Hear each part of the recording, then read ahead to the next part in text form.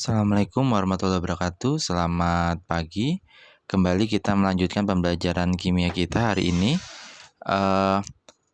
Di video-video sebelumnya kita sudah membahas tentang pengertian apa itu asam dan apa itu basa.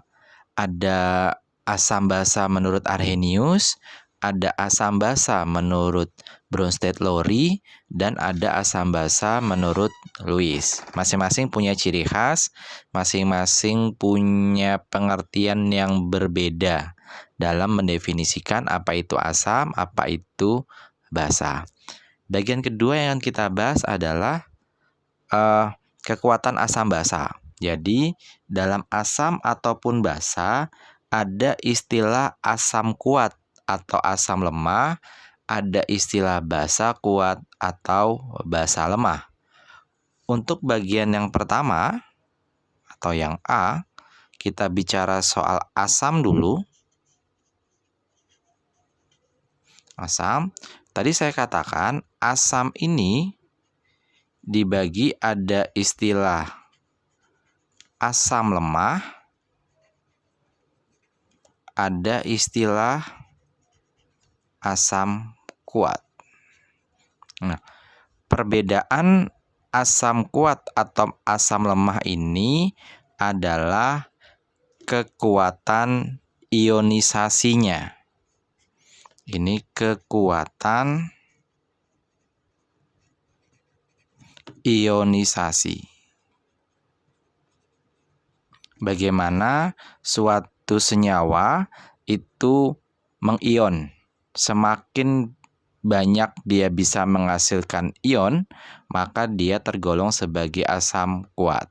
Sedangkan kalau dia dilarutkan kemudian jumlah ionnya sedikit, maka dia tergolong sebagai asam lemah. Untuk identifikasi yang paling mudah, apakah dia tergolong sebagai asam kuat atau asam lemah adalah nilai Ka. Nilai Ka. Ini adalah tetapan ionisasi asam. Ya. Semakin besar nilai Ka, berarti dia tergolong sebagai asam kuat. Ya. Semakin kecil nilai Ka, berarti dia tergolong sebagai asam lemah. Selain nilai Ka, juga ada nilai alfa. Nah, jadi harus berhati-hati. Kalau Ka itu adalah tetapan ionisasi asam, kalau alfa ini namanya derajat ionisasi.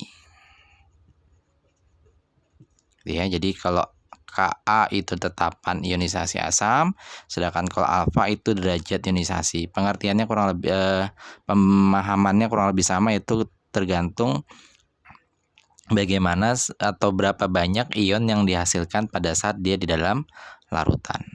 Nah, bagaimana nilai Ka ini berhubungan dengan kekuatan asam atau mungkin boleh dikatakan konsentrasi asamnya?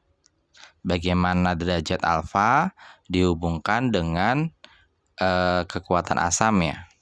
Kita mulai dari Ka dulu. Di sini ada persamaan.